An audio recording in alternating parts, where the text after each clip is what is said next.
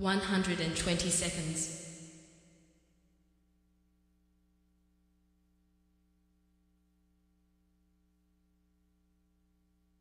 110 seconds.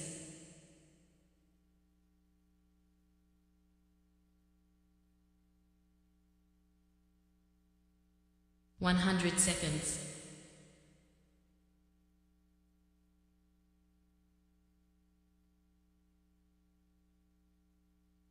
90 seconds.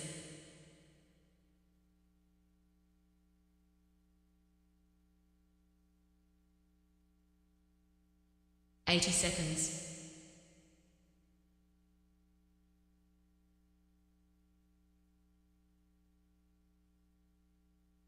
70 seconds.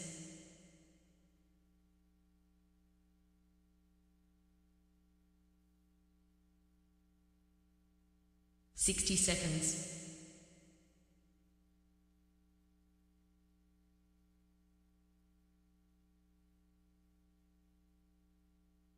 50 seconds.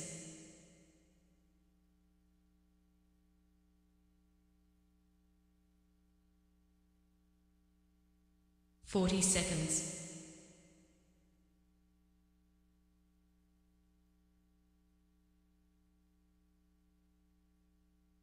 30 seconds.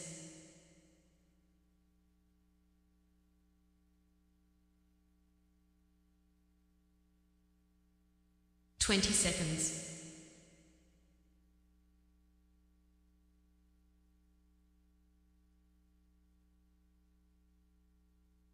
10 seconds.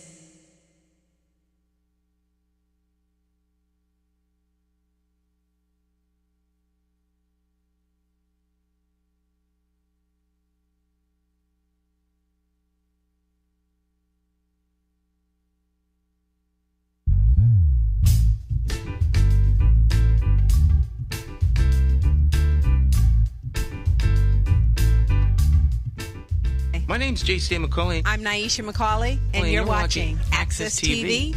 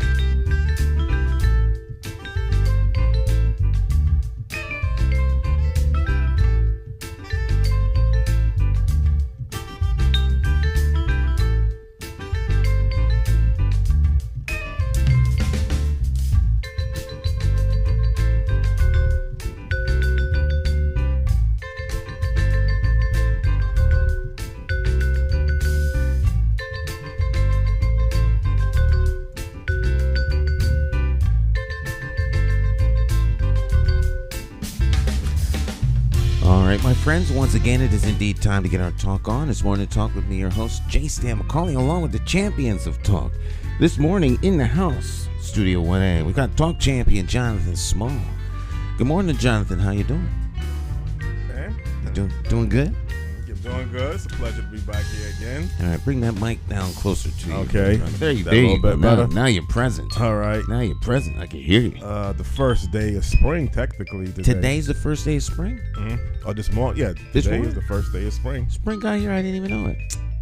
Yeah, March 20th, technically. Wow. Spring is here. Now, some people will say March 1st is the unofficial first day. Like every first, like September is the unofficial, autumn, June 1st is the unofficial, summer, December the 1st is the unofficial winter. But technically, it's March the 20th this morning or today. So it all depends how you look at it. I don't know, but technically today is the first day of spring. And, well, if anyone would know that, would know that it would be you. Be me. Well, Yeah. I guess It's so. like you like know almost everything. I hope so. I try my best. I put the effort to try to know different things as a researcher, but I don't know everything. No, and I got to be realistic about that. But I try to know a lot of different things. Yes, you are a researcher, Jonathan. I think Yeah. that's the best. Yeah, yeah. You do good research too. I try my best on that level with research. And then whenever I can't research, I just make a request to see if I can find somebody that does know what I'm looking for. Someone always knows what's going on. Right. Someone always knows something. Someone always yes. knows something. All right. Weekend was good? Weekend was good. I mean, yesterday was a little nippy, but it was good otherwise. I was still outside. I just love to be outside. And watched a little college basketball Saturday. My Duke Blue Devils lost. But it was a good game. There was some good basketball games on for over the weekend. Getting close to March. Well, this is March Madness. So we're getting ready for the Sweet 16. I believe the UConn men's basketball team, they did advance, and the women's basketball team. Yeah, from what I understand, they're going to Las Vegas. Okay. At least that's what the paper said. But that would have to be the Sweet 16. Yeah. though. Yeah. So you never worry too much about the women's side, although they may be challenged this year. I think South Carolina is the best team. They rank number 1 for the women's college basketball. The UConn men is kind of up and down. They'll have some great stretches, and they may have some lower stretches, but they seem like they're back in the hunt. So you never know. It could be both teams in the championship, representing the state of Connecticut. Well, it'd be great for both teams to bring home the gold, bring home the championship. I wonder if I think that might have happened once. I'm not sure what I year. vaguely remember both UConn men and women being the top teams Right. at the same time in the country. They both won. I don't remember when, but I kind of remember that. In my mind, I see pictures of one of the two teams on the side of the G. Fox building for some reason. Oh. I don't know if that happened, but Well, the women's won so many NCAA tournaments, it's bound to happen. At one stretch, they was winning every other year. They kind of follow a tradition. I think Tennessee, as far as the women's side, put college basketball, Pat Summitt. I don't know if you remember Pat Summitt, but she was the basketball coach for Tennessee University. She passed away, but she really kind of put college basketball, as far as, women's basketball, on the spotlight. And UConn just took it to a different level. But right now, it's South Carolina is one of the best college basketball teams, and some other college basketball teams. But just keep an eye, as we're getting closer to the Final we get Four. closer, we'll see. One of our crack online researcher historian, Bill Costin, said twice. Twice. Oh, he Twice. did. So it's happened twice. I think this is just Stan, not necessarily the truth or the way things should be, but I think that on the side of the G Fox building, there should be a mural of Gino, Gino, the former men's basketball coach, Jim Calhoun. Oh, definitely. And all of the key players throughout the years. Big mural. Home of the Huskies. Well, see, that might even get into another question I would probably want to ask you when we have the open format about regionalism. Oh, okay. Well, because they play in Stores, Connecticut, not Hartford. Well, that's true, but Connecticut is the home of the Huskies, and we're the home of Connecticut because we're the capital city. Okay. Makes us the greatest city on earth. Well, I would like to talk about regionalism. I mean, We'll talk about that after our special guest. Right. It is Monday, which means we always have a special guest from somewhere around the world, and actually sometimes locally. But our guests are always world-class guests because they have knowledge about stuff that affects people all over the world. And today is no different. I always give the guest introduction to Jonathan because he's the one that gets them. But this is going to be a good subject today because we're talking about something that everybody needs. Can't live without. Jonathan. Well, this morning on Morning Talk Live with Jay Stan McCauley Talk Show, we have a returning guest to the AccessTV.org network who I had the privilege of interviewing on Face to Face in the 2010s. First time being a guest on Morning Talk Live with Jay Stan McCauley Talk Show. I believe the guest has a background in engineering. He has expertise in infrastructure development and kind of classifies as his top leader in running a major utility, water, and sewage agency. Basically, the guest this morning on Morning Talk Live with Jay Stan McCauley Talk Show is no other than the CEO of the Metropolitan District Commission, headquartered in the capital city, Hartford, Connecticut, no other than Scott Jellison. Good morning, Scott. How are you doing? Good morning. Good morning, Jonathan and Stan. Thank you very much for having me back. Okay, it's our pleasure.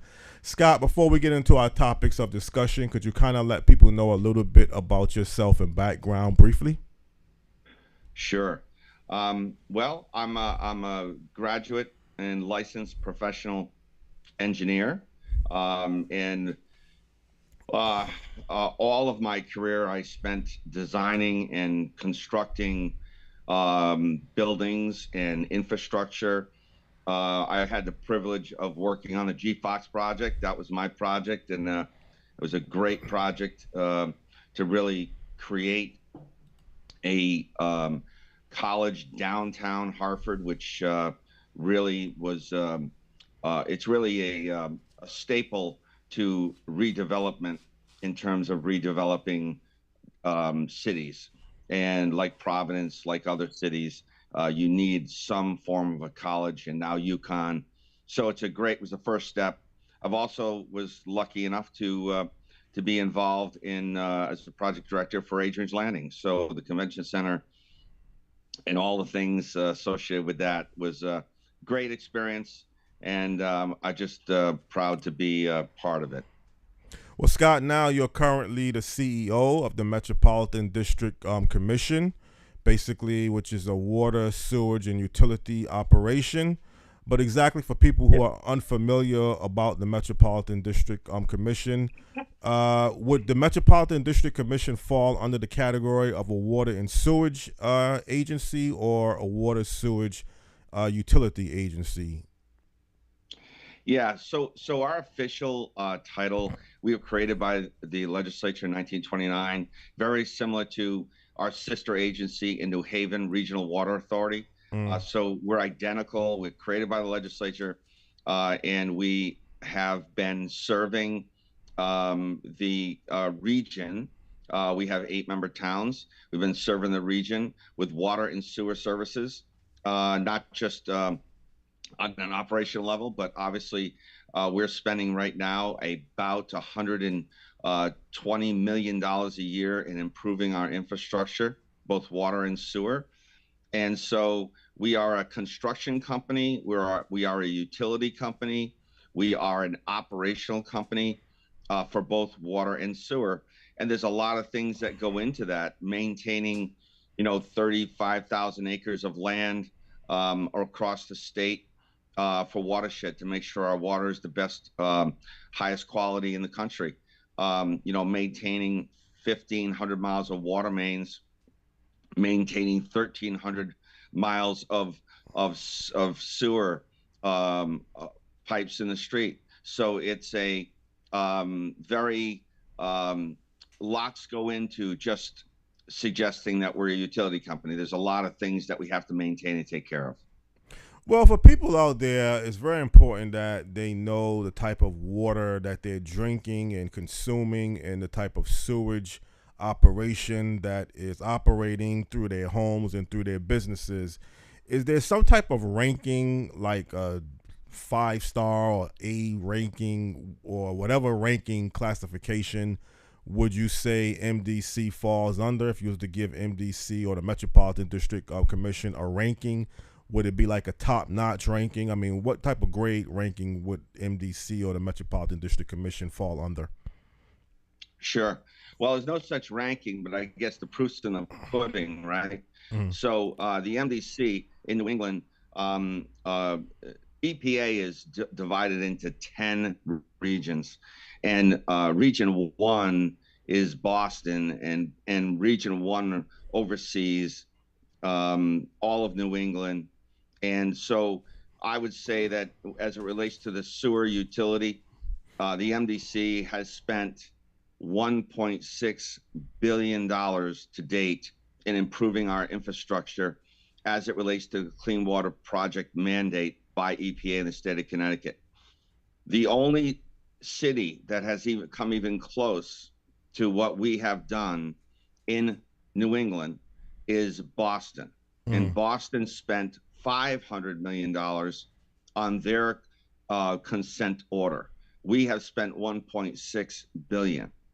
So with $1.6 billion, we had a 0% increase in our ad valorem sewer tax on towns for our 8-member towns last year, and less than 2% the year before. And so the proof is in the pudding, right? Yes, we do have a clean water surcharge, which adds to the cost on the water bill for our customers.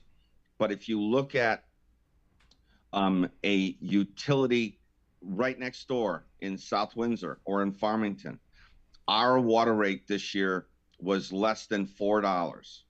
The water rates in South Windsor in Farmington is almost double that. So even with our clean water surcharge, we spent $1.6 million in improving our infrastructure where no one else has in the state of Connecticut. New Haven hasn't, Bridgeport hasn't. So we're actually, our water rate with the Clean Water Project is lower than most communities than their water rate, right? So that says a lot. And it's been, we had 700 employees in 2006. We now have less than 500, 483 employees. We've done a lot to reduce the cost to our customers and by being more efficient. And we didn't just cut employees like the state of Connecticut. The state of Connecticut gave a mandate to their employees to say, if you don't retire by July of 2022, your pension will change. Well, we didn't do that. We worked with the union starting in 2015 and developed multitasking job descriptions. So we took 700 employees and we were able to reduce those number of employees down to 483 because we were now having people do multitasking job descriptions rather than having one person do this and one person do that. And that efficiency is what allows us to continue to spend $120 million a year in construction activity while producing water lower than anyone else in the state. So that's the report card that it's difficult. We're probably it's a difficult message to get out there. Being in the capital city, we the MDC get more exposure than any other utilities probably. But we are the lowest and the cheapest, and not because we're not spending money. As you know, spending $40 million a year in debt service. So we're borrowing at $40 million a year. That costs our towns about $2 million on their ad valorem. So if we're spending 120 times 3, right, that's $6 million a year. We are spending money, and we are the lowest rate structure in the state.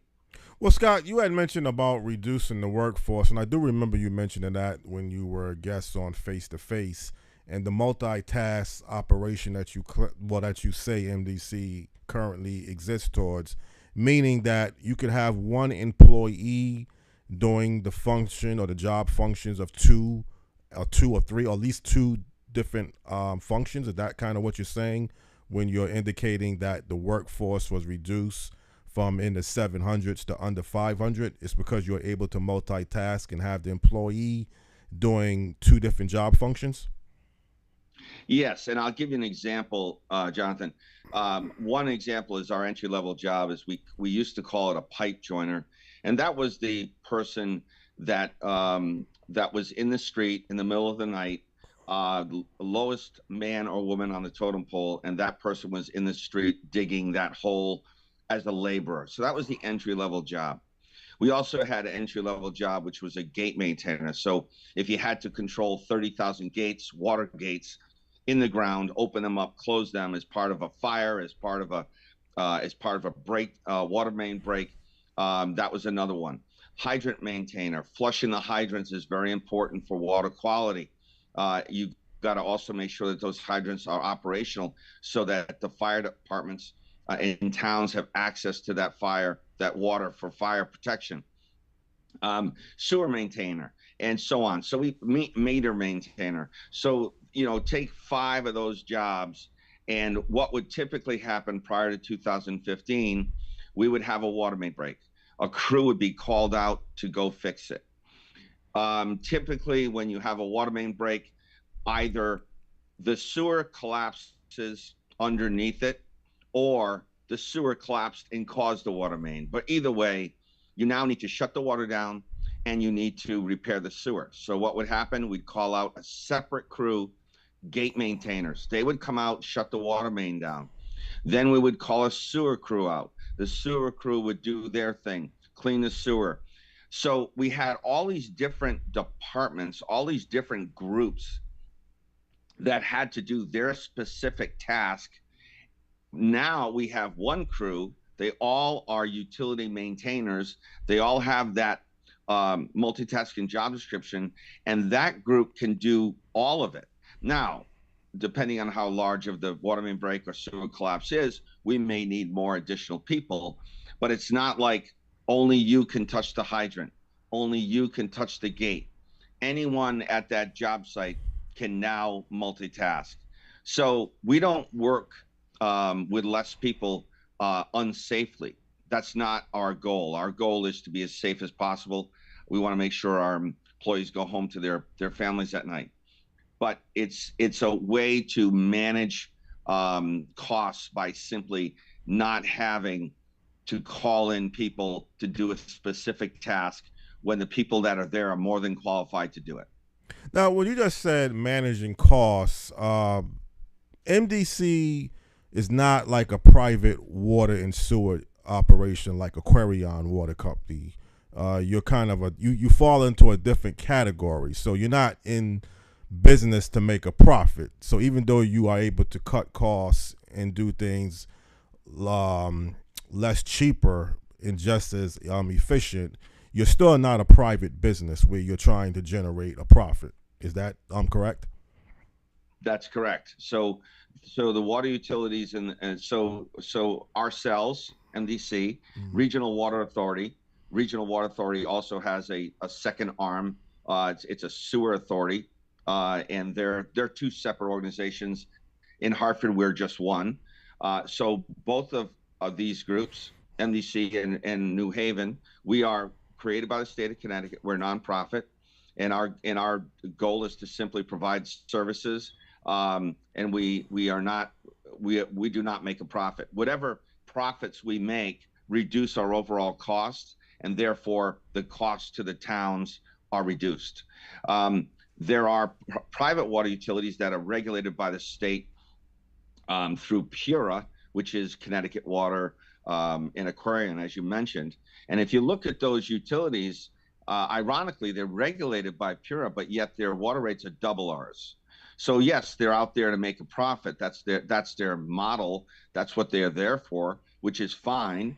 But there's been a lot of discussion over the years about, well, we should regulate the MDC. Well, if just take practical issues at hand, if we were regulated by PURA and we were a profit organization like Connecticut Water, and I'm sorry, I got a phone call. Like Connecticut Water and in Aquarion, we would double our water rate. So that doesn't make any sense, right? So our job is to make sure that we are doing everything we can to keep the rates low for not just on the sewer side, it's for the towns, because we tax the towns for the sewer service, and therefore the towns tax the residents and the taxpayers through their local tax bills. But on the water side, the water is paid for directly by the customer through a bill that the MDC issues. Now, Scott, you mentioned some comparisons of MDC towards other water and sewer utility operations in Connecticut, and you claim that the rates that you charge are a lot less than the other companies, whether it's Aquarion or New Haven Regional Water Authority. But of late, there's been a lot of criticism directed towards the Metropolitan District Commission on how the agency is handling the flooding issues in some of the homes in certain parts of the capital city of Hartford, and some of the sewage issues that some of the homeowners and business owners are dealing with. And recently I had the chairman of Metropolitan District Commission, William DeBella, on as an in-studio guest, and he kind of was not accepting any responsibilities for the issues that the homeowners and the business owners are claiming that MDC should be responsible for fixing.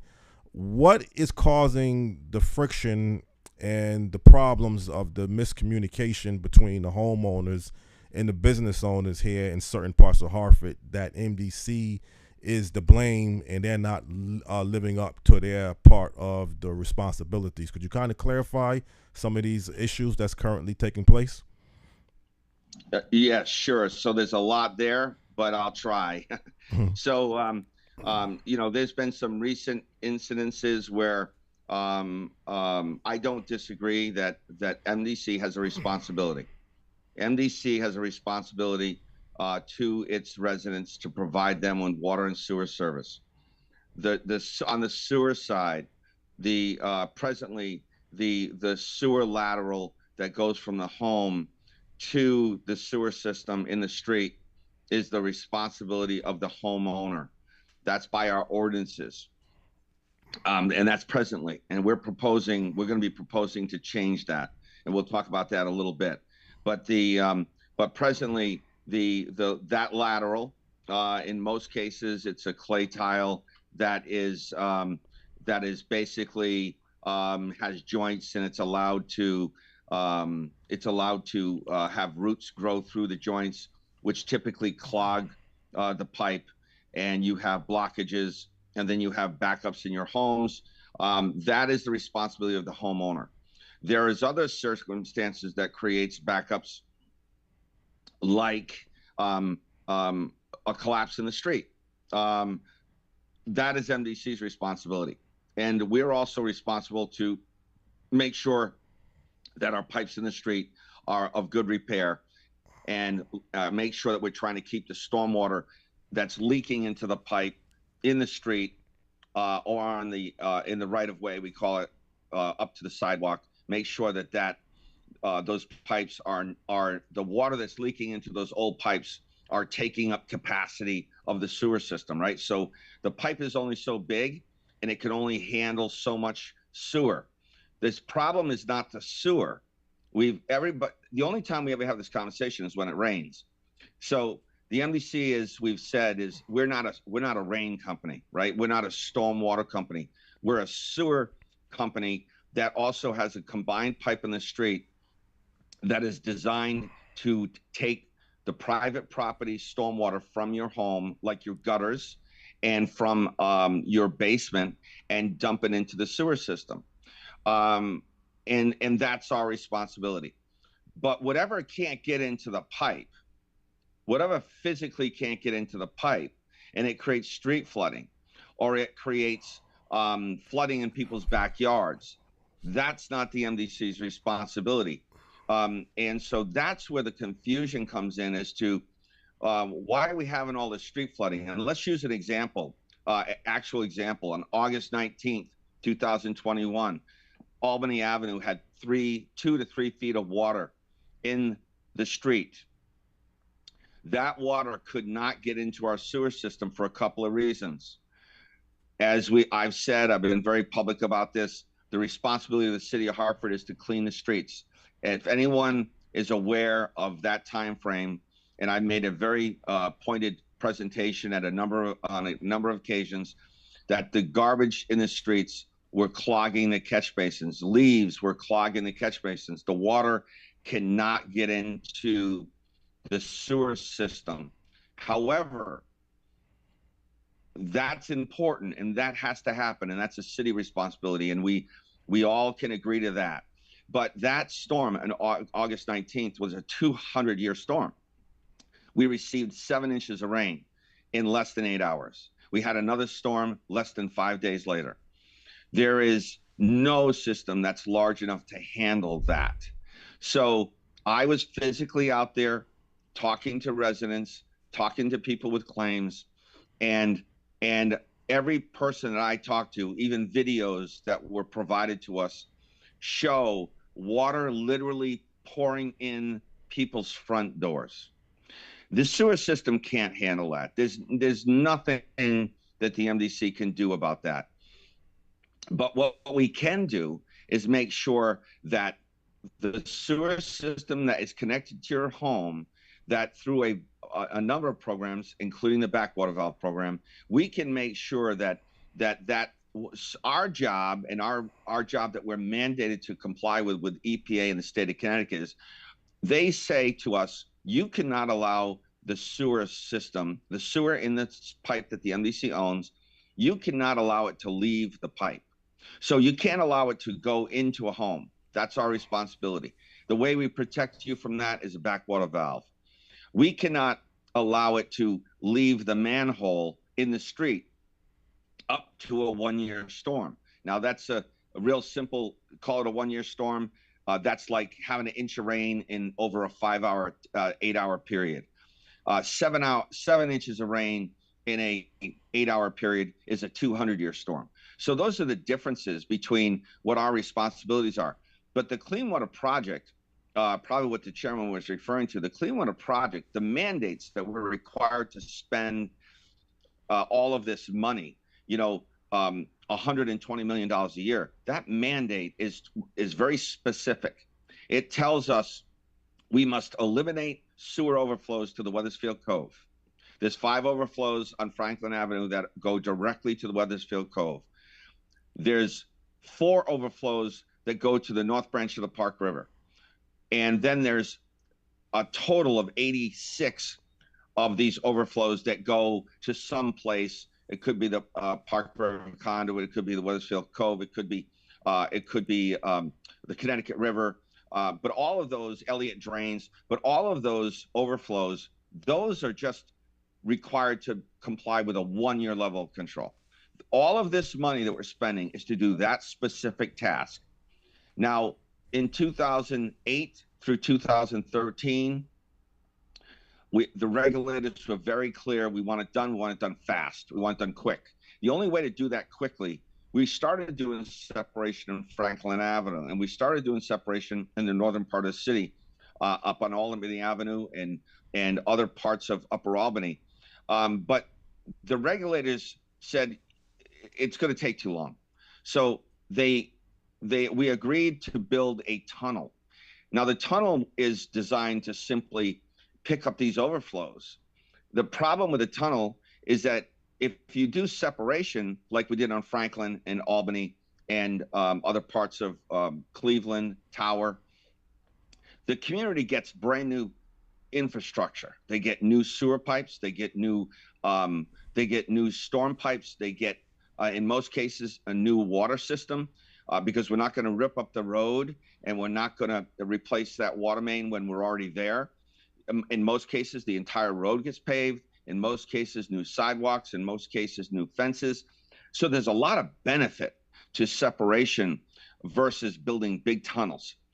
In the last go around with DEEP in our what we call our integrated plan, the Clean Water Project, we try to convince them to get away from the tunnel concept. That tunneling, although it's quicker, it doesn't provide the benefit to the community So yes, we pick up the overflows. Right, it's like having an overflow in your bathtub. Everyone has an overflow in your bathtub, and just think about it. If the tub gets really high and it hits that overflow, that water goes somewhere. Well, that water is the water that we're talking about. It's going to the river, and the EPA and the state say you can't discharge that water to that river, so you have to build a big tunnel to collect it. But if the water goes fast enough, the water overflows the tub and it goes onto your bathroom floor. Well, DEEP and EPA don't care about that. They only care about the river. And so our argument has been, and always has been, that solves the regulatory requirement, but it doesn't solve the community requirement. So we have approved right now to start working up in the northern part of the city, and eventually downtown. We had the concept of a tunnel, 2 more tunnels. Fought since from 2015 to literally 3 years later, just finished 2022. They just approved the integrated plan in September of 2022. We have agreed to not build a tunnel to the north, and that we will do separation work like we did on Franklin, like we did on Cleveland, like we did on Tower. And we will use separation to actually achieve the same goal. And what happens is, it's all about the stormwater. If we get the stormwater out of the existing sewer pipe, then we don't have the problems that are created from backups.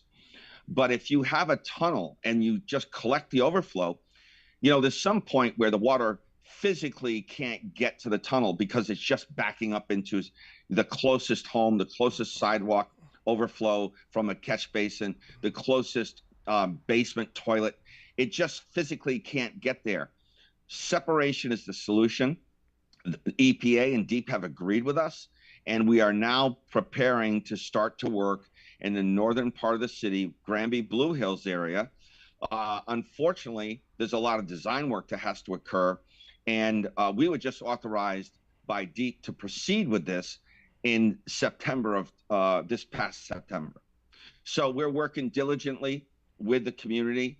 We are working diligently with the NRZs to communicate this plan with them. We just had a meeting about 2 weeks ago, and we're planning to have more meetings. But there's one good thing about all of this that has happened with the issues that Ms. Bridget Prince has raised. The one good thing is the regulators have realized that it shouldn't be just about the river. It should be about the community. And the MDC has been diligently fighting this for really since 2004, when we started this discussion with the regulators. Well, Scott, but separation is the solution, and I've even proposed. I've had a number of meetings with EPA and with DEEP over the last couple of months, and they are very supportive, and they are willing to consider that we're going to propose in the next week a number of issues that we can do to help the community today. For example, well, excuse me, Scott. We're sure. We're going to take a quick commercial break, and I do want to give this to Stan to have him ask some questions. I know he may have some questions, and we don't want to spend too long just on one question, if you don't mind, because there's other questions that we like to ask. I'm throughout sorry, the show. Get talking. I'm sorry, okay. Jonathan, All right, you up on the break, Stan? Well, yeah, I was actually getting into it. Oh, okay. But I mean, I'm pretty sure you may have something that you want to ask, Scott. I don't want. Well, he's actually answering a lot of the questions, and I think part of the problem, and I've said this for years, is it's a culture of the industry, not just water, but sewer. Large entities have a hard time communicating issues to the general public. Mm-hmm. And where there is no answers, people make assumptions, and those assumptions generally are wrong. But these kinds of conversations are lengthy, and they're technical, and it's hard for some people to get their heads around them. But it's needful. So we'll continue after the break, and we'll uncover some more. Okay. Because my quick takeaway is, when you have outside agencies and authorities telling other agencies how to do what they know how to do, and suggest to them that their way as an authority is better than the way of those who are experts, then you start on the process, but you spend a lot of time, a lot of money in the process, and find out, well, maybe we should do it a different way. It's not like just stopping your car and going the other way. There's a whole lot of time, energy, effort, drawings, engineering, design, this, that, and the third goes into something. Then when you shift gears midway, it's like time lost. And so I hear a lot of why things are the way they are, but how you articulate that and get it to a place where large communities understand is a very, very big challenge. But we'll continue. Stick and stay. Okay. Don't go anywhere. We'll be right back. Little Jay Hogarth, and we'll continue Morning Talk.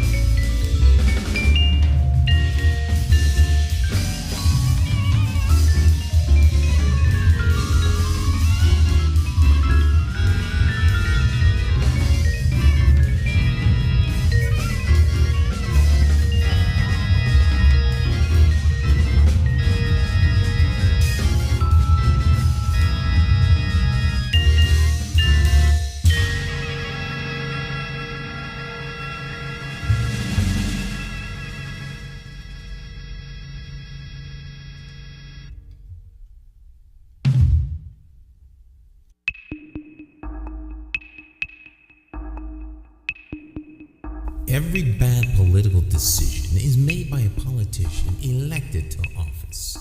So if you think your vote doesn't matter, just remember this.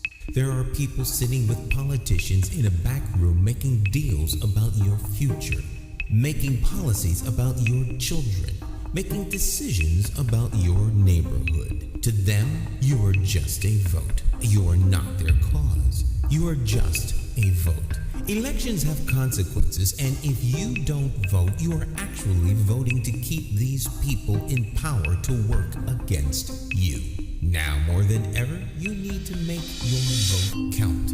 It's time to clear the air and vote for a mayor that is unbought, unbossed, trusted, and accountable to you, the constituent. My name is J. McCauley, and I am an independent thinker, and I approve this message. I'm asking you for your vote on Tuesday, September the 12th, 2023, in the Democratic Party primary election for mayor of the city of Hartford. For more information, visit McCauleyformayor.com. Have the courage to vote your conscience and vote for the name you trust and know. Vote J. Stan McCauley for mayor.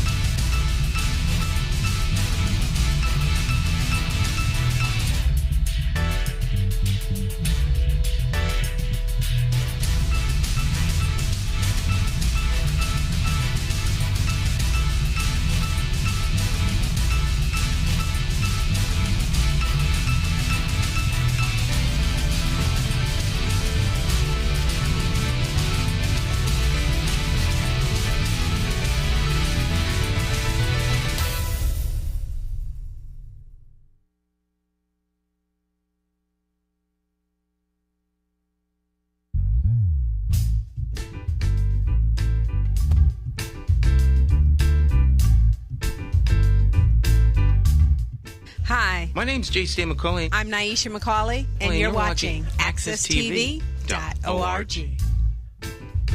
Oh, yeah. We're back.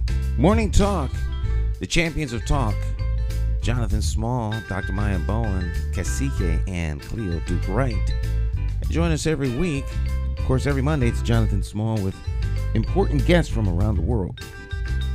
So let's continue our conversation. Well, good morning again to people out there on Morning Talk Live with J. Stan McCauley Talk Show. We're going to return back to our segment with our special guest this morning, CEO of the Metropolitan District Commission, Scott Jellison. Well, Scott, I mean, obviously there's a lot of clarification, and you definitely was doing your best to clarify the situation of some of the criticisms that your residents have in Hartford towards how MDC is handling the sewage issues of basements and businesses and flooding issues. But you mentioned some other important pieces of the puzzle, if you want to put it in those terms. You mentioned the city of Hartford has some responsibilities. You mentioned DEEP has some responsibilities, or they have some authority.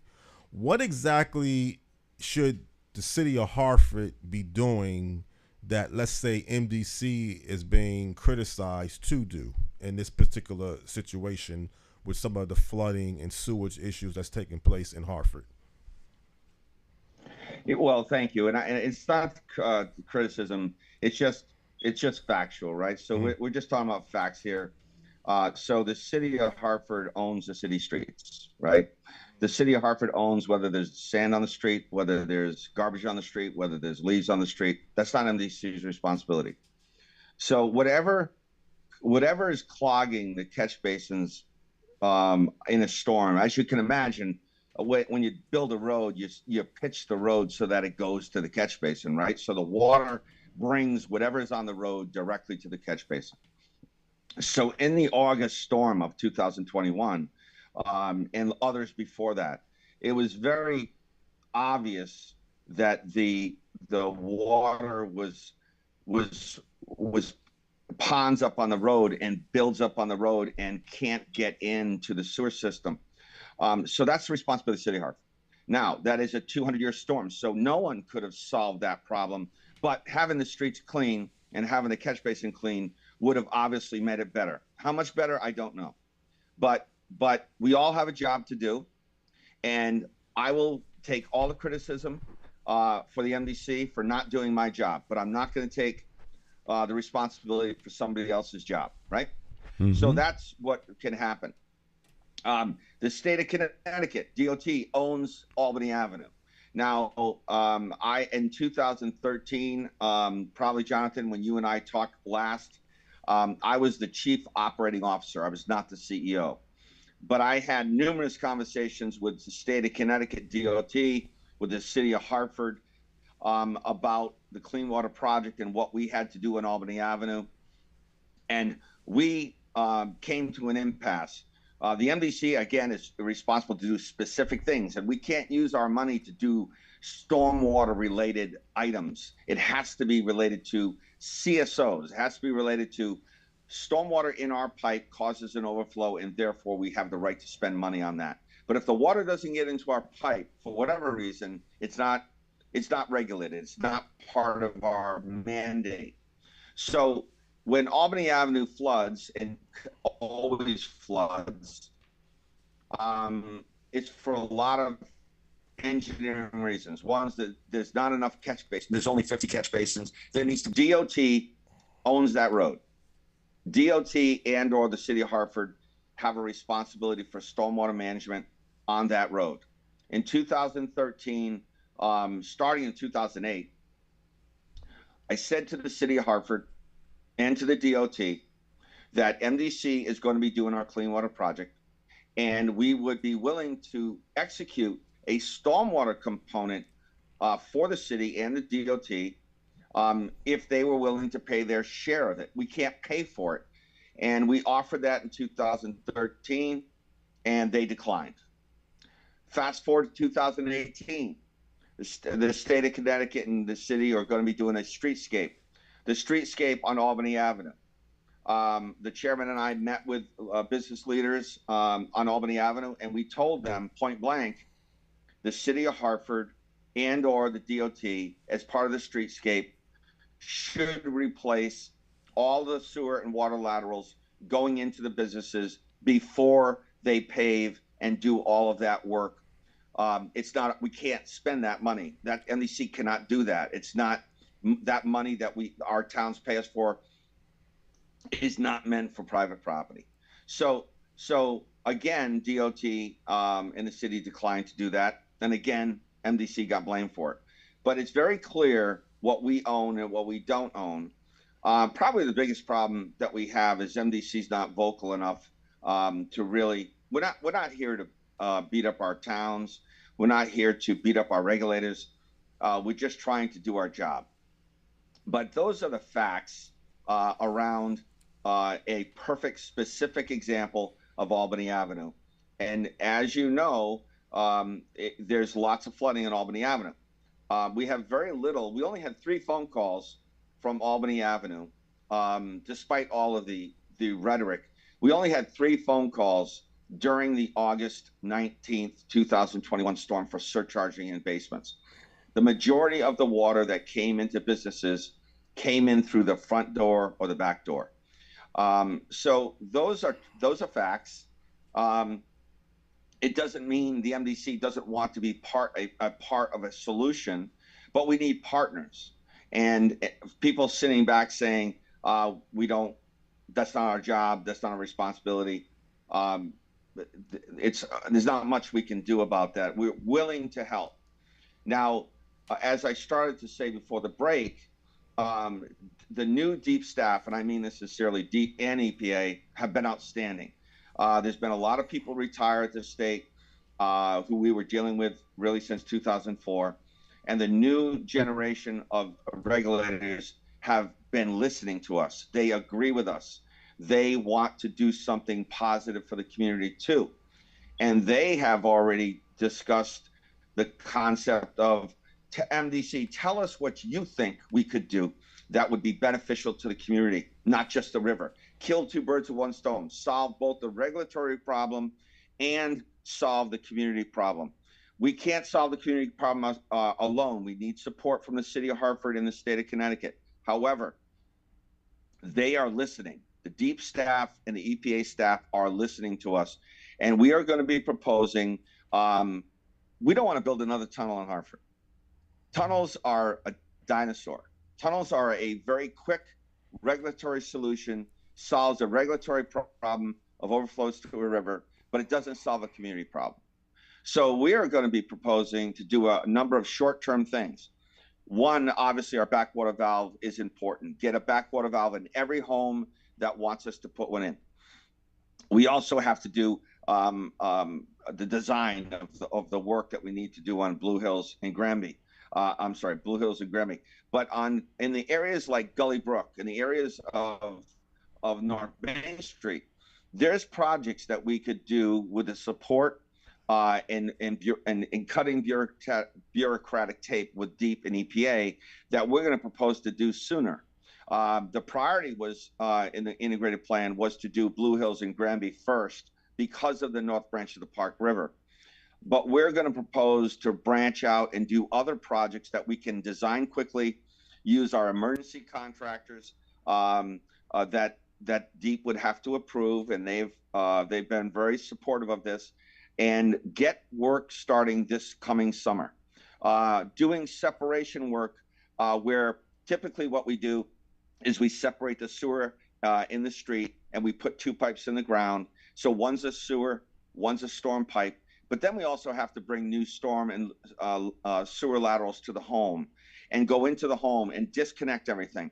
So like we did on Franklin Avenue, and we did this in Albany, is we're proposing to build smaller packages for private property work that we would use minority contractors to do that work.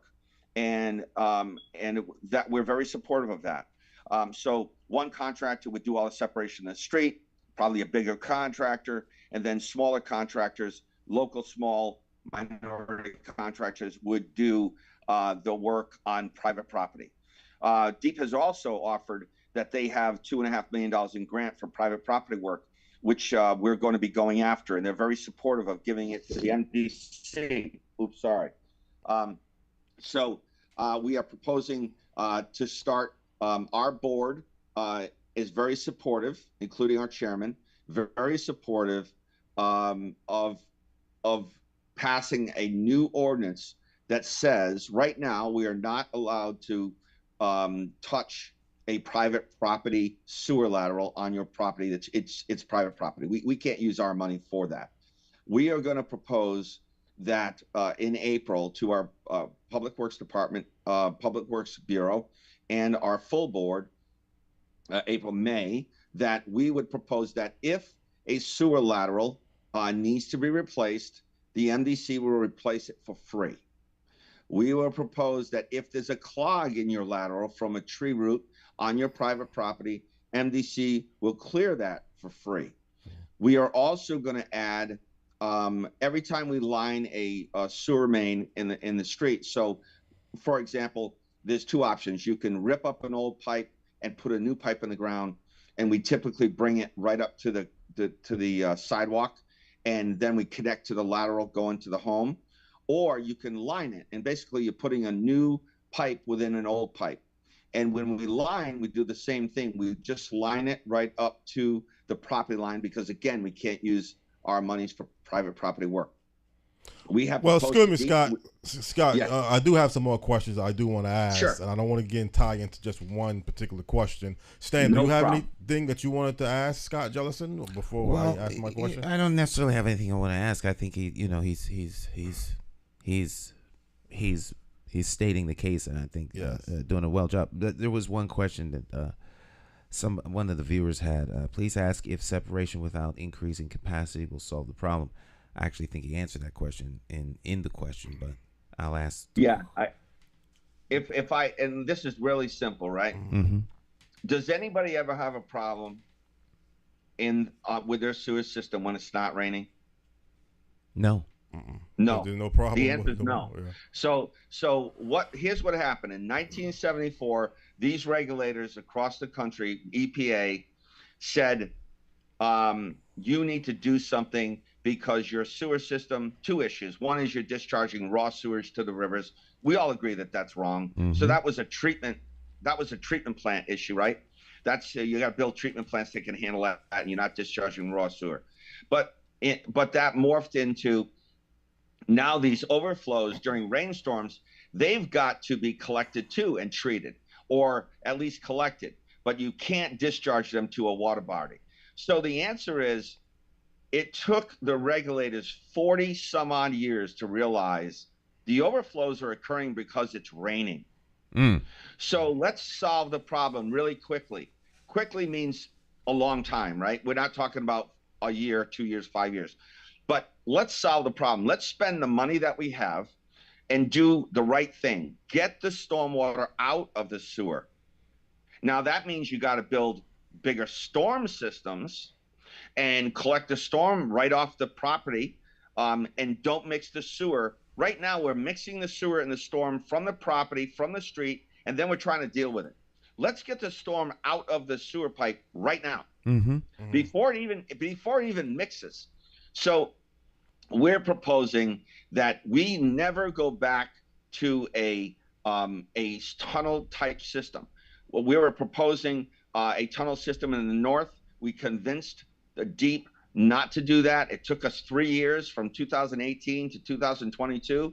It was a long, arduous battle, but they finally agreed, and it's going to take us some time to get there, but we're going to get there.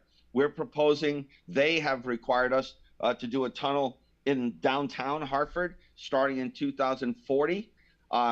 We are now proposing, now that we've got everybody on board, let's not do that. Let's separate the entire city of Hartford. Let's have a new storm pipe on every street. This ain't going to happen over time. It's not going to happen in 20 years. It's not going to happen in 40 years. But the more it happens, the better it will be. And I'm going to give an example of that. On Granby 2000, we finished the project. It was a 3-year project. We finished I believe it was 2018 we finished, and we spent $30 million. And that project was basically to do some separation up in the Granby area. And customers would tell you, I'm going to use names. I hope they don't mind. Mr. and Mrs. Green. I believe they're they're on Granby across from Plainfield Street, I believe. They would tell you, because they said it in the public hearing a couple of weeks ago up in the North End, they don't have a problem with the sewer anymore. They don't have a problem with surcharging in their basement, but they still have a surcharging problem with rainwater, stormwater coming into their home. The railroad acts as a dam. The water that we discharge behind their home, so the water comes down that entire neighborhood, and when it hits that railroad, it has no place to go, and you wind up having 7 feet of water behind the Greens property.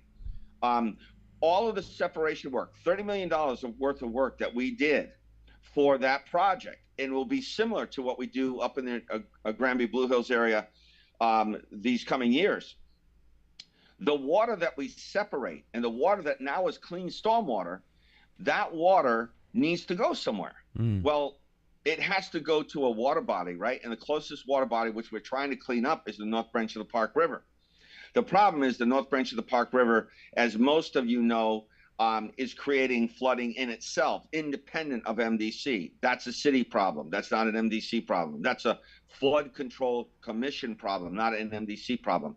We're only using that waterway like we use the Connecticut River to discharge our stormwater to. But if the river, let's again use, I love the bathtub analogy, right? If you have a bathtub, and I don't know how much a bathtub holds, but let's say a bathtub holds 150 gallons of water. Can you imagine how much water that bathtub would hold if you put 1.5 feet of sand in it? It would hold less, right? So if you tried to put 150 gallons of water in a bathtub with 1 foot of sand in it, the water would overflow onto your floor. And that floor represents your community. It represents your streets, your basements, but the overflow that tub is taking that water and directing it somewhere down to your drain, to your septic system, to your sewer system. That's the only thing that DEEP and EPA were cared about prior to, this discussion that we've had over the last 2 months. So they have recognized that we've got to worry about the overflowing from the tub onto your bathroom floor is just as important as the overflow that's going to the North Branch of the Park River, to the Weathersfield Cove, or to the Connecticut River. And Scott, I do believe, Scott, excuse me again. I mean, we are running close to out of time, but I do want to say this, and I was not at the last public meeting that was put together by Bridget Prince and EPA. The only mistake I'm picking up on, and I could be wrong, was that at that last meeting, it was mostly the public giving their issues, and maybe that's the way it was designed. But all of the explanation that you're giving now, unfortunately, I don't think y'all had a meeting with the community this year, designed where the community can exactly tell you what they feel the issues consist of, and then you could get a response. So I don't know if it's going to be, you keep using the word proposed. This is going to be on proposed. Hopefully there will be another meeting proposed by Bridget Prince and a follow-up with EPA, and the community can give what they're dealing with, what they feel needs to be resolved, and then you can give representing MDC, the chairman William DeBella can give your response. Instead of them just giving their full explanation, sounding off what they feel is the problem, and then the people walk away not hearing what you are saying today. And Stan, I don't know if you see it the same way, but wouldn't you like? I think I hear what you're saying, but then you get caught in the meeting causality loop. I think what he is saying is the answer. Is that okay? Right, you don't have to be in the same room to come up with the answer. As long as at the end of the day, how does this get fixed? And as Scott has said, over the last 2 months, a whole lot of stuff has happened. Right. And the main thing that has happened is that all of the players are sitting at the table. Right. Because this is the combined result of a whole lot of what seem to be insignificant failures. If you don't dredge the river, then the water doesn't have anywhere to go except for outside the banks. Right. But, people say, well, it's not important. It hasn't rained and whatever the case is. And then they get away from it. People start cutting budgets. The budgets that are used to dredge the river get redirected elsewhere. If you look at this, you can see the anatomy. All right. So if you start letting street pile up with trash because you're trying to bring the attention to the fact that the city doesn't have enough money to pay for certain things. And now you get a rain and the trash doesn't allow water to go through. You dismiss street cleaning. You dismiss leaf pickup. All of these things have an effect. The city is designed as a system. And there's interlocking systems. They all depend on each other working, and failures in one part of the system causes the whole system eventually to collapse, and that's what you're seeing. And so as this stuff becomes more important to some of the key policymakers and people who are responsible for implementing that policy, I think hopefully you'll see some of this stuff start to diminish and dissipate. So I think we don't need to go back to the drawing board to have people articulate the same problems that they've already articulated, just so that they can get an answer from the MDC in a room. I think more than them wanting to hear an answer, they want what the solution is, when's the solution going to be implemented, and how can we move forward. But that's what I am hearing. But see, the only thing I'm hearing that I'm not hearing is I'm not hearing the side of the city of Hartford. Well, the city of Hartford can have some time and give their side. But up until this point, it sounds like the city of Hartford has been pretty silent on this issue. It's irrelevant whether they're silent or not, in my never to be humble opinion, because their silence doesn't change anything. They could be vocal. It doesn't matter whether they're vocal or silent. What are they going to do? But they do have some responsibility. It's clear that they have responsibility, whether they deny it or not. Yes, the city has responsibility. The question is, what will they do about it? Well, Scott, let me ask you a question. Are you working with the city of Hartford? Are y'all on the same page, or there's a lot of friction? I mean, let's be honest. What's the current status? So just to follow up though on the meeting. So I'm not planning to have a meeting with Bridget Prince. That's not what I'm not here for that. I'm not here for the politics of it. I'm here to solve a problem, right? So we've already had a meeting with, I think we've had 3 NRZs in that represent Blue Hills, Granby, and the West End, because that's the first area that we're going to be working on, and we need to do the drainage study for dredging of the river. And so dredging the river is really important, as Stan mentioned, because you need a water body that you can, once we separate, you need to be able to discharge this water to somewhere. And that's what the river's purpose is. And it's part of the Flood Control Commission. The North Branch of the Park River is a component of the Hartford Flood Control Commission, period. That's a fact. So the city has said we don't have the money. So we're trying to help them find money through EPA. EPA has said, and DEEP have said initially, no, we could not use clean water funds to do a dredging of the river, because they look at that as not a CSO issue, a sewer issue, but a stormwater issue. They have recently changed their mind and said that clean water funds could be used. However, we've got to get our 8-member towns, our commissioners, to agree to that, because although DEEP says you can use the money that our customers are paying in on their water bill to pay for dredging the Hartford North Branch of the Park River, we need them to support that, right? Because they're the ones paying for it.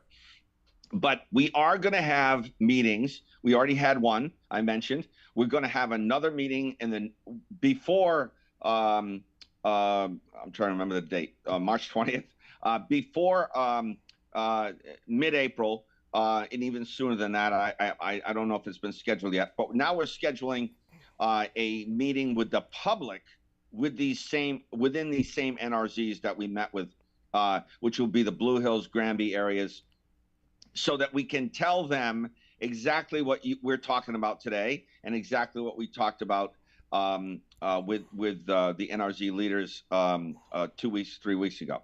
So we are going to be having meetings, and then we'll be having a large public meeting for everyone in the late April, early May timeframe to really talk about not just Blue Hills, Granby areas, but all the areas that we'll be working on within the next 10 years. So there's a lot of communication that's going to happen. I agree with you. It's a very difficult technical discussion, and I struggle as a CEO and an engineer to really communicate this at a level that people can understand. It's a tough topic, and when you've got entities like ourselves, the state and the city pointing fingers at each other, no one knows who to believe, and I completely understand that. The MDC is not afraid to do its responsibilities. We're just asking for the others that are associated with having a responsibility that they also step up and do the right thing. We will help the city of Hartford. We will do everything we can. If the EPA allows us to use clean water funds and our board approves that, then we will do that. We will do everything I proposed that will make it better for our communities in the short term. There is something the city can do, and they have been doing it, and it's basically helped. They have cleared trees in parts of the North Branch of the Park River already over the last couple of years. And that, as you can imagine, a tree that falls down, it dams the river, and then garbage collects, and then it becomes a dam, and then you have flooding, just like a beaver. A beaver creates, knocks down a bunch of trees and blocks the water flow to go, past a certain point, and it starts to dam up behind the trees. That's exactly what's happening right now. So, sorry, I'm getting phone calls. We want to solve the problem. We need help. We need people to step up and do the right thing. We will do everything we can to help everyone, whether it's DOT, whether it's the city of Hartford, whether it's EPA or state of Connecticut DEEP. We will do what we need to do to do the right thing. Okay. But it doesn't help the community and our customers when there's a false sense of security when we simply just blame the MDC. Right. Because there's no reason for us to not do it. What reason would we have to not do our responsibility? The EPA, the state of Connecticut could come down on us and they could fine us. They could do whatever they wanted to do to us. The reason why EPA and the state of Connecticut DEEP are not fining MDC is because they know that we are doing our job, and they know whose responsibility it is as it relates to stormwater, rainfall, collection of that rainfall. It's very obvious. But besides that, the state of Connecticut DEEP and EPA want information from the MDC to tell them, what can you do? Help us find a way to start addressing this community issue as quickly as possible. And we are prepared to do that. And we're going to be proposing a number of these items. I'll be sending a letter this week to DEEP and within the next 2 weeks to EPA. Well, Scott, we're going to have to end it on those notes. I mean, I appreciate you giving up your time this morning to go into this particular topic. I mean, it kind of got away a little bit from what I kind of wanted to talk about with the water and sewage industry, but this clearly outweighed, I felt, the substance matter of a better show. I thought it was good information myself. Good information. So it kind of worked out good anyway. I said either the water and sewage industry or the Metropolitan District Commission would be like a combination of our topics. And clearly this was a real important, informative subject matter that you just laid out. For the record, Jonathan, you asked the question. Yes, I did, and I got an answer. Exactly. So again, let's try to go positive from this point on. Again, as I told the chairman William DeBella last month, I mean, I don't know if it's necessary, Stan, to bring another person like Bridget Prince or somebody else back on. I think we're good. You think we're good now? Okay, so I can leave it at that. Yeah. Would be interesting to hear how the city of Hartford feels, but I can't guarantee I can get Mayor Luke Bronin or someone on. But you are running for mayor, and I do want to get into regions. Well, we have that discussion at another time. Another time, okay. All right, Scott. So again, I appreciate you this Thank morning, you. and I wish you the very best of Thanks luck. for the invite. I really appreciate the invite, and I mean it sincerely. The MDC wants to do the right thing. We will do the right thing. We will make sure that whatever we spend up in the northern part of the city is effective. And we're going to do whatever we have to do to make sure that that happens. And that means holding DEEP accountable, EPA accountable, the city of Hartford accountable, or DOT accountable. We are going to do the right thing. All right. No doubt about it. Thank you for taking time out of your schedule and joining us and getting us up to speed on what's happening here. So Great. Thank you so much. See you soon. Thank you. See you soon. Thank you so much. Okay, you're welcome. All right. Good interview. Yes, it was. I mean, he brings a lot to the table. He was real passionate. I can definitely pick that up when we got into the issues of the water and sewage meetings that they had with EPA. You can kind of see he took it to a different level. Then he had a lot more to say beyond the first part of the show when he was talking mostly about the definitions of what MDC does and what the water and sewage industry consists of. I get the vibe this is a real sensitive matter, Stan.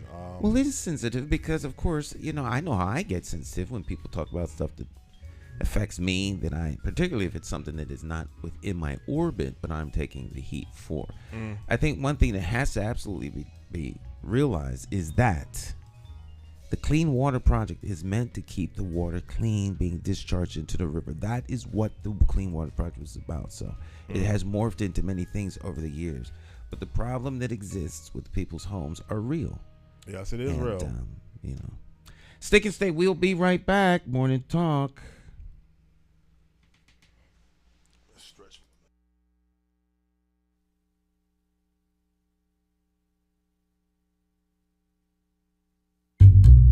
How do you define evil? Is evil the pedophile school administrator or taxation without representation? Is it the gatekeeping community leaders who sell out the very people they were elected to fight for?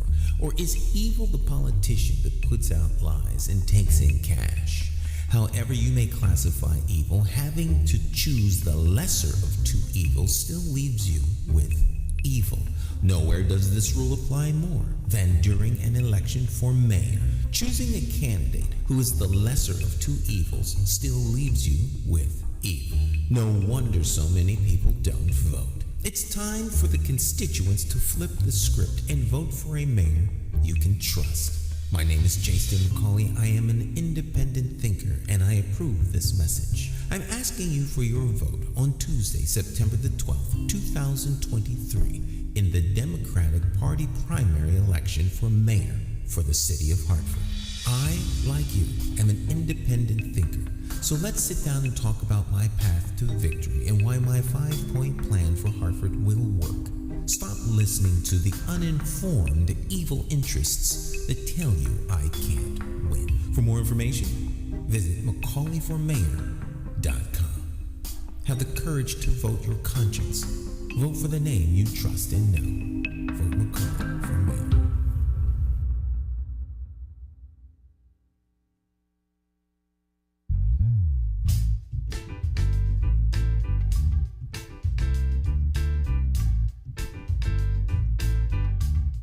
Hi, My name's Jason McCauley. I'm Nyesha McCauley, and you're watching AccessTV.org.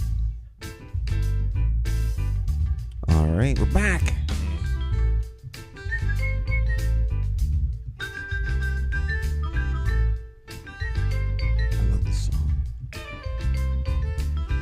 I love this song. Very good song, I love this song. Jay Hogarth in the background.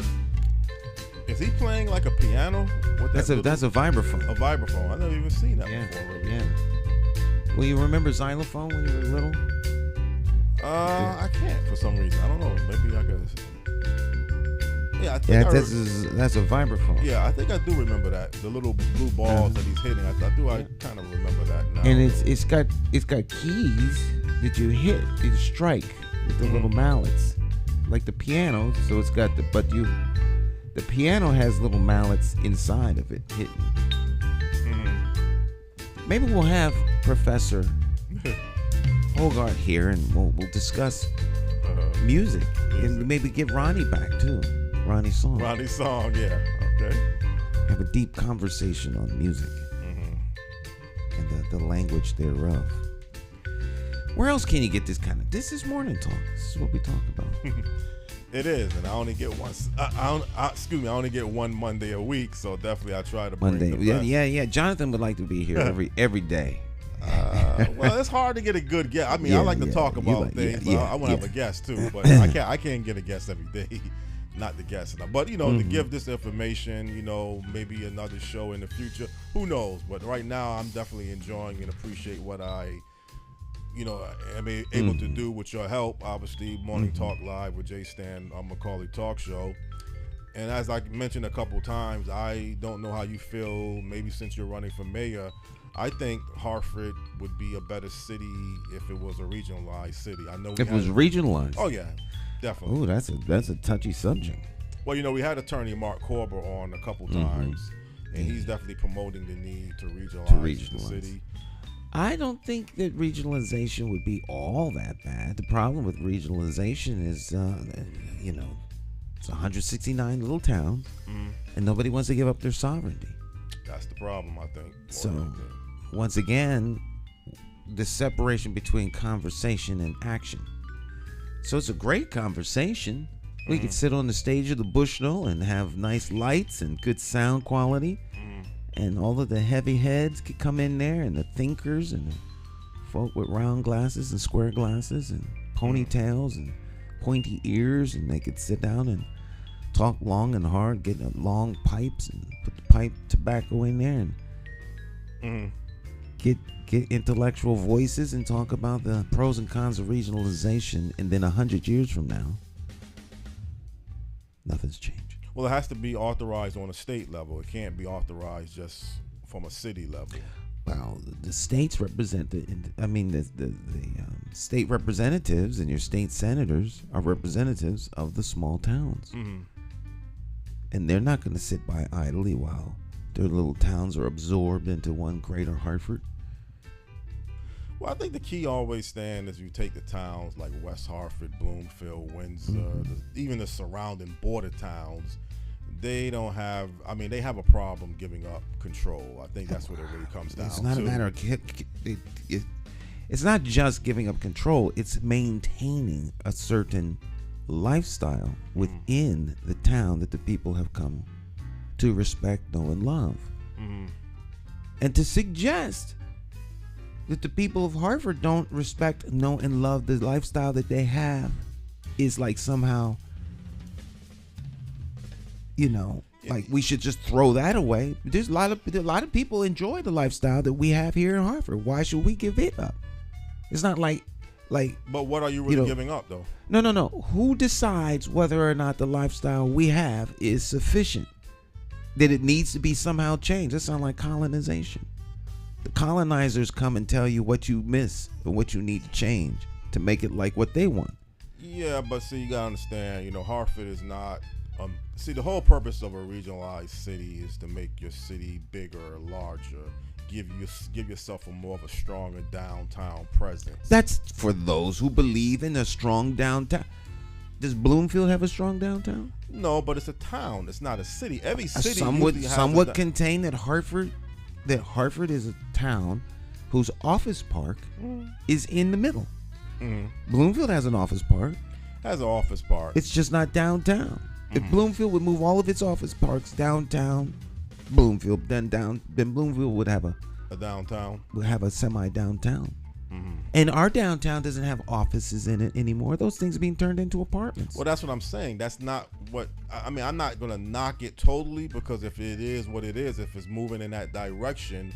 But when you talk about a vibrant city, and I'm not going to try to compare Hartford to other cities, but I'm just saying, businesses, entertainment, recreational, you're trying to make your downtown a destination. You're trying to develop Union train station to be a world-class train stations. Those things don't seem to appear right now. They don't appear because Hartford is not that city right now. It isn't. And regionalizing it won't be the fix. Then if you're the region's already here and it isn't. So you remove the quote unquote borders, you get rid of the false constructs of these artificial borders from which we use to separate, and the people are still here. The same people are here. They're the same people with the same minds, live in the same houses. Whether you call a border the Hartford-West Hartford line, get rid of it. We have whole separate communities on other sides of the street in Hartford. Right. And there's no hard border there, but everybody knows once you cross this street, you're in a whole nother neighborhood. Yeah, but I'm talking about having a stronger tax base. That doesn't translate into a higher tax rate, a tax bracket, property tax on homeowners. You can change your whole fiscal structure of your city. Right. You could also destabilize the homeowners of those the homes of those who don't make as much money. Mm-hmm. There's a lot of unintended consequences of some of these good ideas, but they're not being thought out all the way with what are the unintended negative consequences that could come. There are some unintended good consequences, but generally those are never a problem. Right. It's the unintended bad consequences of the decisions that are made right now that are realized in the future. You see some of that with this whole flooding situation here in Harvard. Decisions that were made were not the right ones, but they were the ones of people in charge. And so now everyone else has to suffer those decisions. So everything affects everything. So if we get rid of the borders and we say, okay, we're going to make Hartford, through legislative fiat, Greater Hartford, we'll just call it GH. It includes East Hartford, West Hartford, Hartford, Windsor, Bloomfield. Why don't we annex while we're at Glastonbury, and Rocky Hill, and make that into a super regional area. And now that we've done that, it gives us access to everyone else's taxes. We have a combined tax base, and that combined tax base can now be used to do what? Build stadiums, highways. Someone is sitting in a room with a grand plan of what they believe the future of the region should be. Meanwhile, all of the actual people who live in the region who don't want this, it's being superimposed on them by some group of folk in a room who, just because they would like to see sports complex and they would like to see this and that and the third. That's not to say that it's bad, but who are they to impose that will on everyone else who is telling you no? Well, it should be a referendum. Give people the vote. I mean, I don't know if they did it that way in Indianapolis. And I know one time we had a guest from Indianapolis, and he didn't feel it was really benefiting. It didn't benefit the people of Indianapolis at all. But they did get, like you mentioned, a professional sports team, which they didn't have. A professional football team. They had the Super Bowl there. They had a state-of-the-art stadium. So I think it's designed to do certain things, particularly when you get into sports, attracting a professional sports team. Like there's a life beyond entertainment. Sports is entertainment. It's not a necessity. No. Well, it is a business, though. Be that as it may, it doesn't employ people in town. How many people in town are employed by the multi-billion-dollar sports? Now, don't get me wrong. There are a lot of people employed, but how many Hartfordites? Yeah. How many Bloomfieldites? How many West Hartfordites or East Hartfordites or Rocky Hillians or whatever you want to call them, or Glastonburyites? It's not, yeah. How many of those people are going to now be able to get a job at the new stadium? It's not going to be a large employer structure, no. And those things aren't built to create jobs. They're there to provide entertainment. And I'm not against entertainment by any stretch of the imagination. Most of my business is in entertainment. But it's entertainment, Jonathan. Yeah, but if you have a downtown that's a destination, you can develop other components. Hotels. Hotels do employ people. I mean, if they're fully occupied and they're, running. You have the Connecticut Convention Center. You have the Marriott Hotel. You have Adrian Landing. So you have some components already of what you would like to have towards us downtown becoming a destination. see, everybody probably don't see the picture the same way. Some people don't care about a professional sports team. I mean, I'm hearing of late the city of Hartford is debating what to do again with the XL Center. They can't seem to attract a professional hockey team back to Hartford because they don't have the arena. So, well, you had my man was in here. He talked about the hockey team. Howard Baldwin. Yeah. But if you remember what he stated, though, he was not impressed of what he sees in downtown Hartford compared when he left. Right. So right. That's why I mentioned it. So and you remember the negative things that he had to say about that. And I think he, in his final analysis, he was saying it's not going to happen again. Mm-hmm. The lightning that made that what it was is gone. So you're not really going to have. And maybe you don't see it the same way. I mean, you're running for mayor, so obviously you don't see downtown Hartford becoming the vibrant destination that it used to be jam-packed with people. And I see downtown Hartford becoming the vibrant destination for the people who actually live in Hartford. Does that exist now, you saying? No. Well, that's what I'm saying. But do you see it ever? No. Uh-huh. The opportunity exists. Uh-huh. The reality has not been manifest because the people in Hartford that could come downtown and make it vibrant don't, because they're not invited to come downtown. Right. Well, there are reasons why West Hartford Center is as vibrant as it is. And it has less to do with people coming from all over the state to downtown West Hartford than it is the cultural nuances that make that kind of thing a reality. There's reasons why. I was just going to say that. I was just going to compare West Hartford. You can't compare West Hartford. Because there are a lot of deep cultural nuances. But so if Saturday is your Sabbath and you're not allowed to drive or do any menial labor, but you go out into the community right after the Sabbath, all right, and break bread and shit, there's a whole backdrop to the why things are the way they are, where they are. And you can't just look at something and say, oh, they got that, we should have that too. Well, what supports it? Yeah. What supports it is not here. There are other things that will support a vibrant downtown or make downtown more alive. So who is it that wants downtown to be alive? What is their vision for downtown? Why does downtown have to be alive? And why is the only success path to success for a vibrant downtown dependent on people from outside of Hartford? There's a reason why that mindset is there. Why can't downtown be vibrant and alive with people who actually live in Hartford? It can be if that's what you want. Yeah, but first you gotta have something, even for the people that live in the city, is engaged and want. Have you ever been downtown on Pratt Street when they have the salsa? Well, I know though. I haven't been for the salsa, but I know you can't get on the street. But we can't get caught up into 15 days. I mean, it's one thing to have the St. Patrick's Day parade and. I'm not talking about St. Patrick's Day parade. I'm talking about festivals and activities, shops, all kinds of things that attract the people who have disposable income that actually live in the city of Hartford. Because the people of the city of Hartford go somewhere and party. But how often is that taking place, though? It's as often as the thinkers and policymakers want it to be. How often do we have baseball games? Well, how often will there be a skating? Well, you may have. Well, now baseball games, you may have a design that they play. I don't know, 20 or 30 games. So there's a set schedule for baseball games. There can be a set schedule for everything that goes on downtown. There's only 12 weekends in the summer.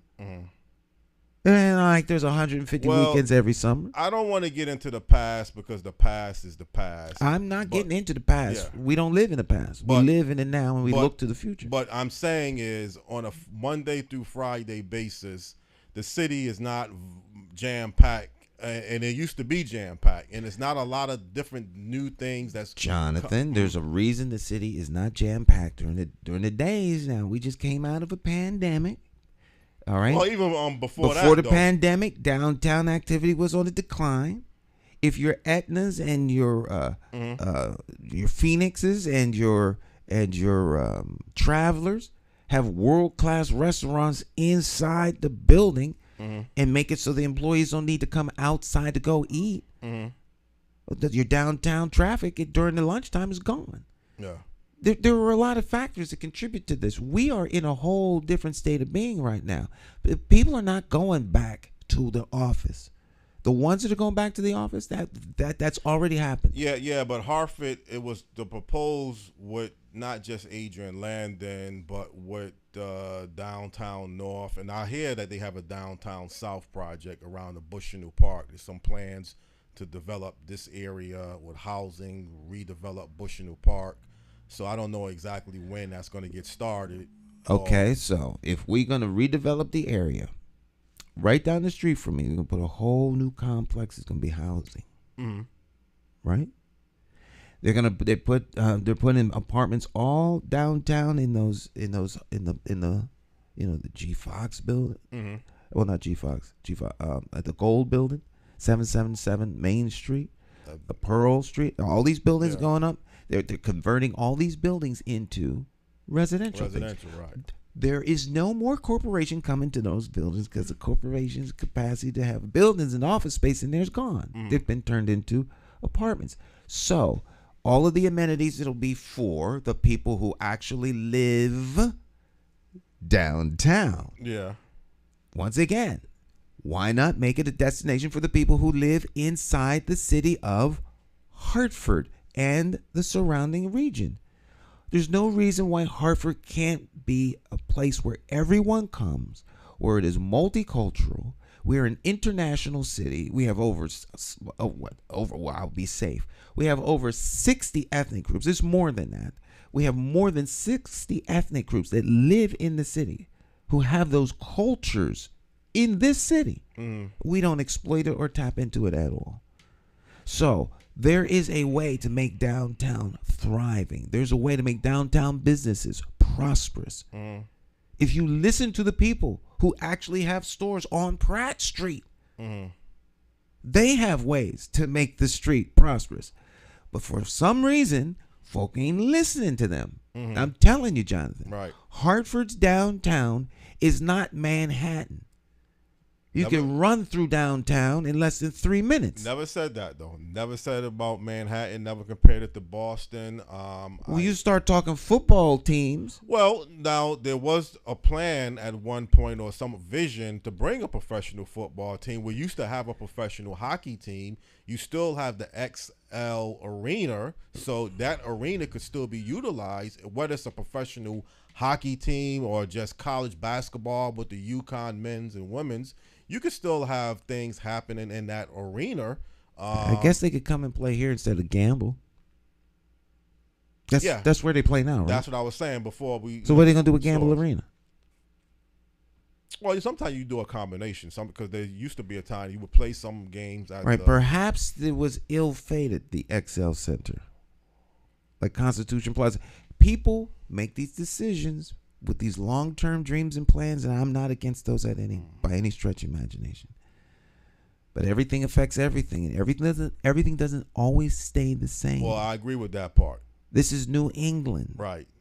There's a reason Manhattan and New York grew up to be what they are, as well as Boston. And there's a reason why Hartford has grown and then declined to what it is. And it would be nice if we could go back into the past, but we don't live in the past. Well, again, regionalism wouldn't be the fix then. I mean, that's what it really would come down. That's what I'm trying to find out. No. Regionalizing the area. I think there are good reasons for regionalization, but that is not one of them, in my never to be humble opinion. It wouldn't translate into a vibrant downtown just because you read. But one thing I can say, Stan, I can't think of too many cities throughout America that has 1 million plus populations that don't have either professional sports teams or tremendous amount of development, retails, mixed-use developments. I just can't think of any city. Jacksonville, Florida, which is a city that kind of did almost the same thing, consolidating that city and growing it beyond the numbers. Indianapolis, even though how you feel about Indianapolis, they do have the Indianapolis 500. They have a professional. I'm not saying. I'm going to ask the artificial intelligence a question. Alexa, What is the population of Connecticut? According to the 2020 U.S. Census, the population of Connecticut is 3.61 million people, which is a 0.9% increase over the 2010 U.S. Census. Now we got 3 million people here. 3.6. 3.6. And you're proposing to take a third of the state's population and turn this region into a super city. I suggested, when I talked to Mark Corber, I sent him an email. I said, if not Hartford, Stamford. If you took Fairfield County and you collaborated it, with just Stamford as the main city for Fairfield County, you would have 1 million plus population people. I think here in the greater Hartford area, if you combine about 8 to 10 other different cities or towns, you would have close to 1 million populated city as well. As one town. With this, the population is right here, right now, already. All we're going to do is remove the artificial borders. All right. The people aren't going to grow. They're not going to be. We're going to create a region and just call it something. We're not creating. We're not like putting in a desert and dropping 1 million people there. Their people are already here. Right, because you can't grow that amount of people in Connecticut. We have not proven that we're going to be a fast-growing state to attract amount of people to go towards a lower populated city to 1 million plus city. We just don't have that influx of people moving in like Florida or Texas. Right. To me, the only reason for regionalization would be to cut expenses for duplication of services like fire and schools, and all those police, those kinds of things, and superintendents and mayors and city council. You reduce all that, make it a much more efficient region. Right.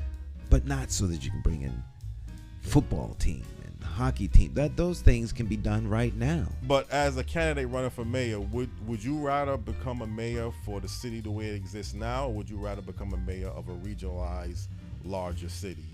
I would love to be the mayor of Hartford, right, as it is right now. Okay. I'm not looking to be the mayor of Metropolitan Hartford. Okay. Hartford is a very unique city with great opportunities that just are not being capitalized and realized.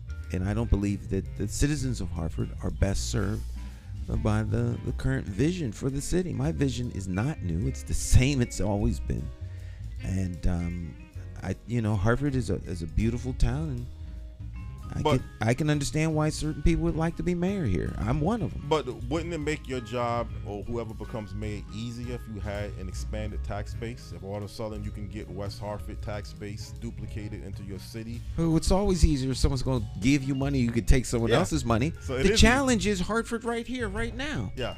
Well, let's work with what we have to make Hartford the greatest city in the world. Well, that makes sense because you have no options. You don't have no referendum. Right. I live in the now, Jonathan, not in the world that could be 20 years from now. Right. And Hartford's leadership has to live in it now. I agree with that. It was just something I was thinking about, and not saying it's not even a referendum. It's not even seriously considered towards a referendum. So I'm not going to even, I just wanted to get your views on regionalism again.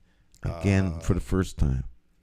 Well, again, we had Mark Corber, and he's in favor. We run out of time. Okay. Yeah, our theme music ended. I could cue it back up. No, if we out of time, we out of time. I mean, we don't have to hog. I don't have to hog the whole show and everything. Got a good guest next week. We're going to be in the UK, so I'm looking forward to that. Oh, okay. Well, that'll be fun. I'm looking forward to that. All right, my friends, our time together has come to an end. We will see you here next time. You all have a great rest of your day and do something good for your neighbors. Bye-bye. Bye-bye. Yeah, again.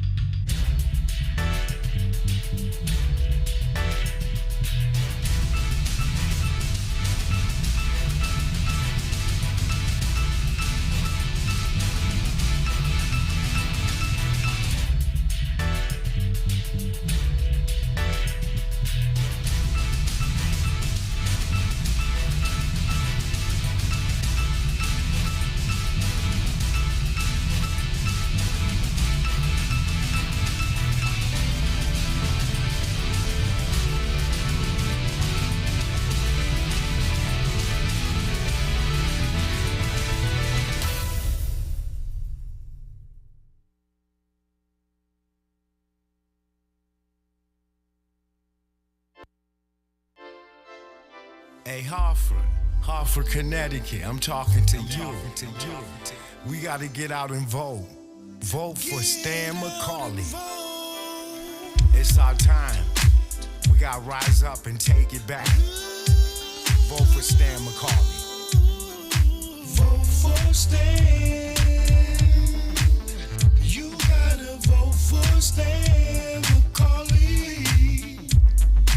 Vote for Stan.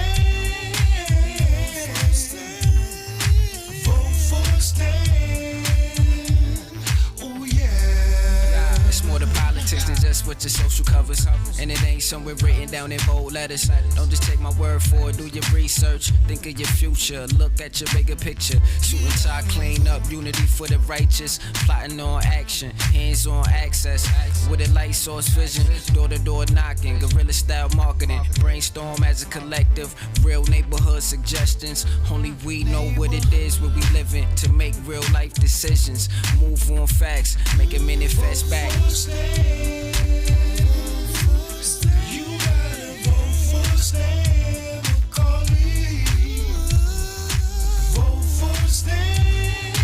Vote for Stan. Vote for Stan.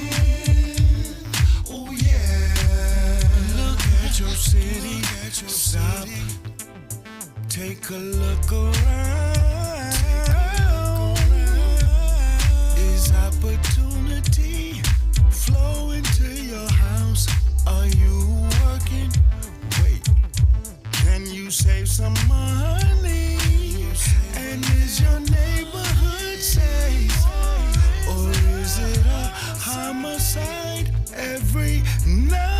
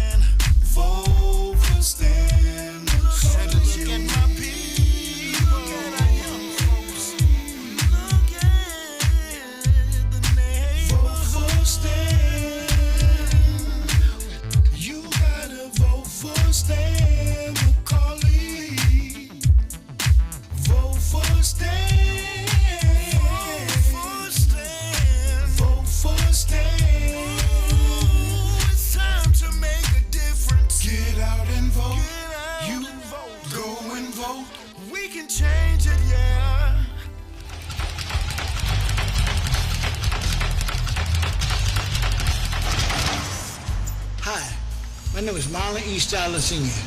Many of you may know me as the two-time welterweight champion of the world. I'm here to tell you that Democrat J. Stan McCauley, as our next mayor, will fight for you until the last bell. Help me throw a knockout punch. Go out and vote for Stan the man. My name is J. Stan McCauley, and I approve this message.